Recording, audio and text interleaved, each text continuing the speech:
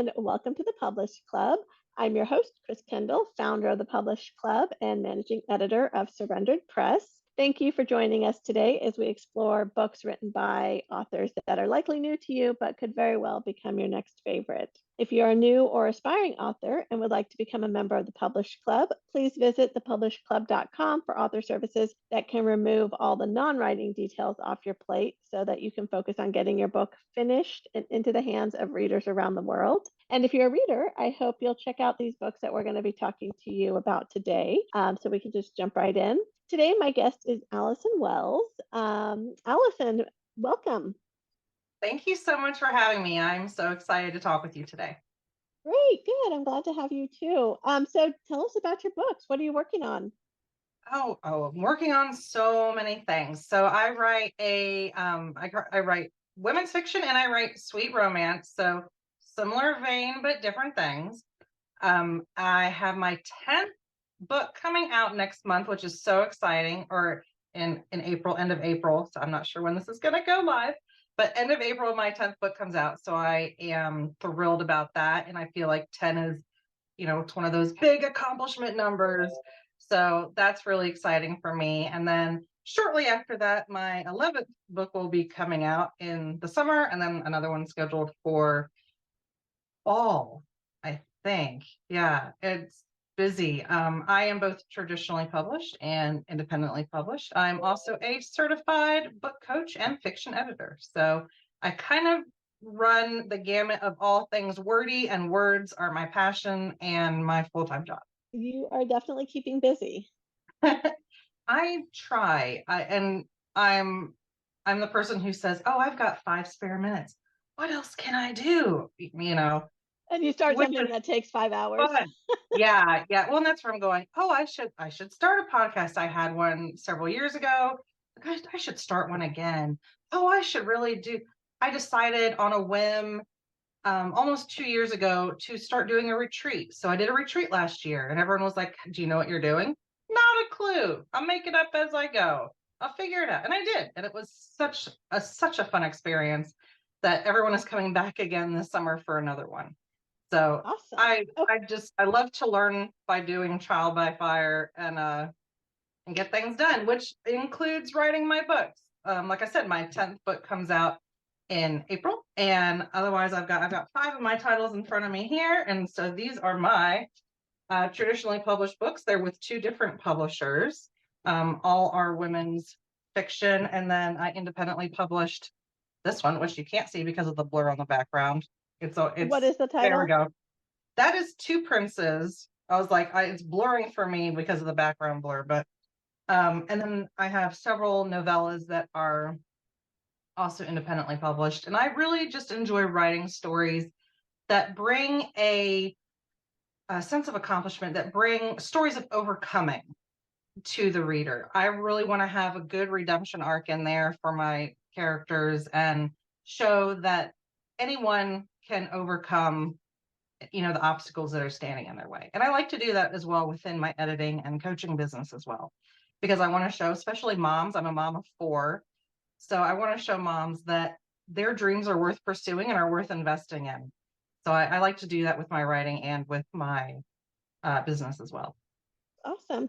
Okay, so for your women's fiction, what kind of what the story, the next book that's coming out in April, is that women's fiction or the sweet romance? That's going to be sweet romance. Okay, so tell us a little bit about that. What's the title and what's it about? That is called A Journey for Sally, and it is a wagon train story. So it's about the Oregon Trail wagon train. And I am a child of the late 80s and early 90s. So to me, Oregon Trail is a game that we played on the computer in the nice, black with green writing screen. So, so it was really a learning opportunity for me. I love to write historical. Most of my books are historical, not all, but most of them are. And I love doing the research to find out not only what they wore, what the textiles were like, how did they refrigerate their food, how, and store their food. Obviously, there's no refrigeration when you're traveling across the country in a wagon. So how did they keep their food? What did they do? How did they make fresh food when they stopped? So I love all that kind of research and digging down. I'm not too bad at going down rabbit holes. They certainly do happen, but definitely found, finding out what people actually died from. Did everyone die of dysentery? Because that's what that was Oregon Trail to me. So it was a lot of fun to write. So it's about this girl named Sally who wants to travel west with her family, and she gets married, marriage of convenience, to go along with it so that she can travel with her brother, but she's got to be protected by a man. She says she doesn't really need to, but that's how the story goes. Unfortunately, the man that she marries disappears in the middle of the night. And so now she's on her own anyway. So it is a sweet romance though, so you'll have to read it to find out exactly where the romance part comes in. Wow. Okay, that's interesting. I don't usually read sweet romance because I like a little bit more heat, but an interesting story is certainly intriguing and certainly worth checking out. I will read anything. I read stuff with some pretty high heat levels. I don't know that I read like Carolina Reaper levels of heat, but I'm definitely in a poblano. Like I will read any of that. But yeah, I try to keep to bell pepper in what I write. That's That's just fair. where that's where I found an audience, and so Yeah. that's what I stick with. I've always said I'd like to kind of write something a little more. I don't want to say risque, but a little. I'd like to write something different one day. But this is where I found an audience, and Yep. I definitely love them, and they're fantastic readers and fantastic with interacting with me in my newsletters and in all my socials and stuff like that. So I definitely like to keep them happy. Yeah, when you've got something that works well, there's no reason to change it. You can do something different if you want to, but you don't want to mess with something that's working and people love. So that's great. Okay, and then what about your women's fiction? I don't read a lot of women's fiction, so tell me a little bit about what your themes are. What you So I write what I call gritty fiction. So I write clean. I'm not a huge fan of the term, but everyone seems to know what that means in the book world. So there's no cursing, no on page, sexual anything. So I worked really hard to keep my women's fiction clean as well. So I've got a World War II historical fiction again, World War II novel where we've got a young lady who that one is kind of more romancy, but I don't really classify it as a romance. Why Who not? falls Historical romance does I very well know, and makes a lot of money. So by calling it women's fiction I, versus, like you're pigeonholing I, yourself in the wrong hole. maybe I am. Okay, maybe we'll call that one. Maybe we'll call it one a sweet romance. I don't know. I No, historical fic they or all historical yeah romance, historical right? romance. Historical Yeah, romance. they all have, I guess they all kind of have a romantic element. They all have a happily ever after, but not always necessarily with the guy that's in there. So, um, That's okay. I think they can start out with yeah, one and end up somewhere else. yeah. So well, I'm thinking through them. The one that I do classify as sweet romance is a love triangle trope, which I happen to love. I remember the first love triangle book that I read, and every page I was going, "Ooh, is she gonna pick him or him or him or him?" And I loved it. And I know it gets a lot of hate, online, but I think it's so much fun. So I try to write characters who have autonomy and can choose for themselves. In the end, doesn't always happen in the middle of the book. Yeah. But I like for them to be able to choose for themselves in the end as to what they're going to do. Um, this one, and again, I'll see how that comes across. Living Water is one, and it is actually based on character in the Bible. It is based on the woman at the well, if you're familiar with her, where she gets married 5 times. And so this character gets married 5 times. You know how hard it was to marry off a character 5 times? But I can tell you that she does not end the book with any of those 5 husbands. So there's a lot of love story in this, but it's not a love story because there's not her happily ever after is not with the man. Right, right. So Interesting. that Okay, well, maybe that one's not a romance. well, I tend to think that because I tackle topics that are a little tougher, I deal with topics of um, rape, teen pregnancy, war, And assault. you're able to keep all of that clean? Yeah, yeah, That's amazing. yeah, yeah. It's a lot of off scene.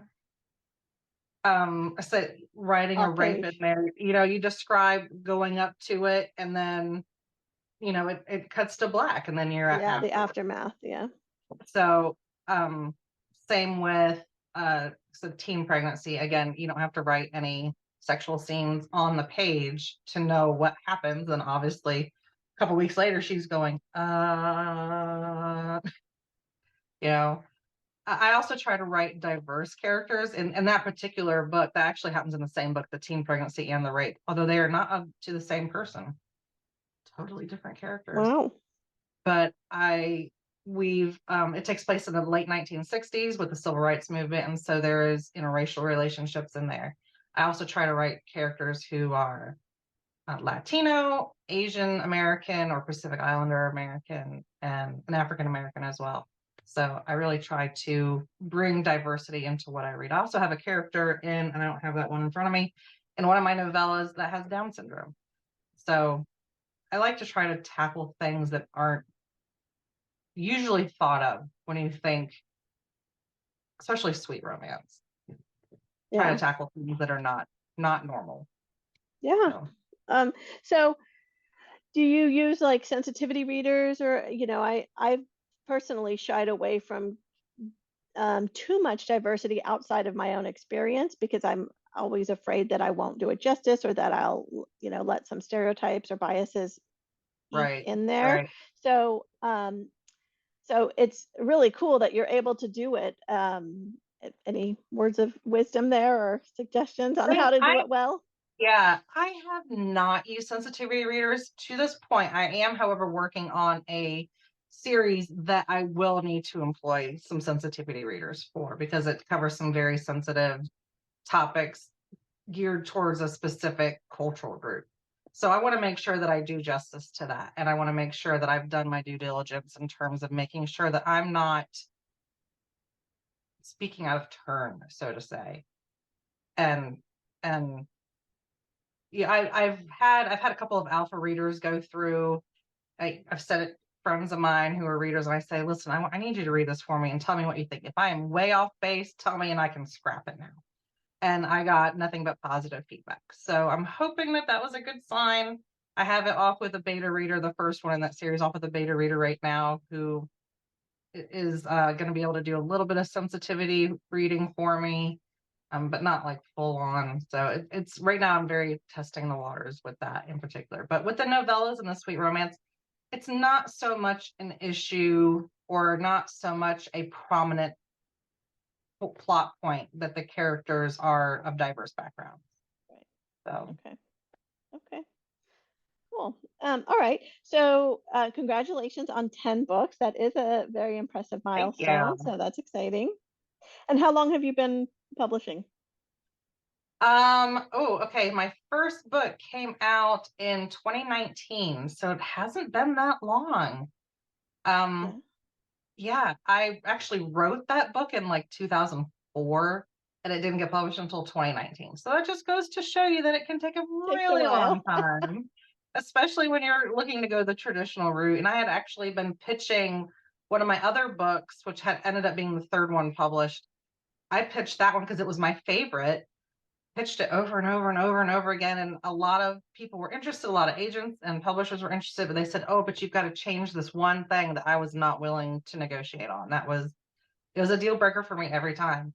And I found this small publisher. It's actually local to where I am in South Carolina. And I thought, you know what, let me pitch this first one that I had written 15 years prior. Actually, I think at that point it had been 14 years prior because it took a while for them to actually get it out. And they took it. They were like, yep, absolutely, let's do it. So Wow. that was a good jumping point. And I had that publisher did two books, and I had another publisher do another two books. So, and then I thought, let's see if I can do this by myself. And as I was saying earlier, I like to see if I can do things. So yeah, I went, okay, let's see if I can do this on my own. And so I did. Yeah. Well, and it sounds like you're on kind of a quarterly publication schedule every few I'm months. yeah, I'm not stringent with it or anything. I don't stick to a publishing schedule of I must publish once a season or anything. But it's working out to where I'm doing 2 to 3 books a year. It's getting harder with the coaching and editing business as well because I'm having to split my time between my clients and my own writing. So mine tends to get pushed to the side a little bit more, but I've been told that I'm a very prolific, very prolific writer. And my friends all make fun of me that I'm miss words and that I write a couple of thousand words a day when I actually sit down to write my own stuff. So which is a good thing, I guess. That's a positive. It is a good thing. Yeah, it is really nice to, yeah, be able when you are ready to be able to crank stuff out, and not just stare at a blank screen thinking like, I don't even know like one sentence because that has Yeah. happened too. And so you're just like, You know, so it is nice when you can I think just, all writers have those days where they just sit down and they're like, yeah, no, it's gonna be a scrolling YouTube kind of a day. yeah, exactly. Okay, awesome. Well, that's really exciting. Okay, so where can people buy your books?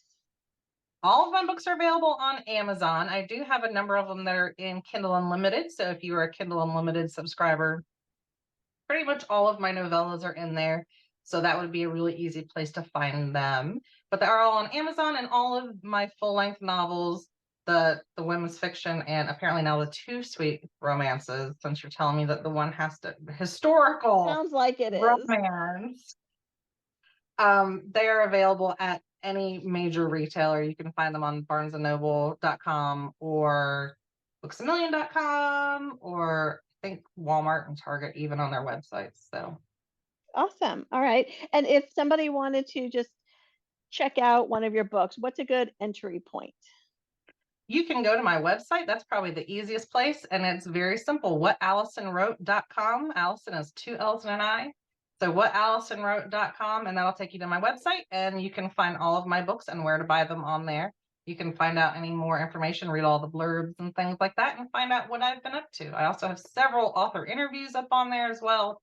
So if you have read through all my books, you can find someone else to read. Awesome. Excellent. Well, it's been so fun to meet with you today and to hear about your books and the different processes that you're taking. And so, congratulations again on hitting Thank number you. 10. And I'm sure you'll have lots more in the future. So, I appreciate you being with us today. Thank you so much for having me. It has been such a joy to talk with you. Oh, good, good. All right. Well, thank you to all of our listeners and viewers today. We appreciate you being here, and we hope you'll come back and learn about more books in the future that might end up becoming at the top of your to be read list. So until next time, keep reading.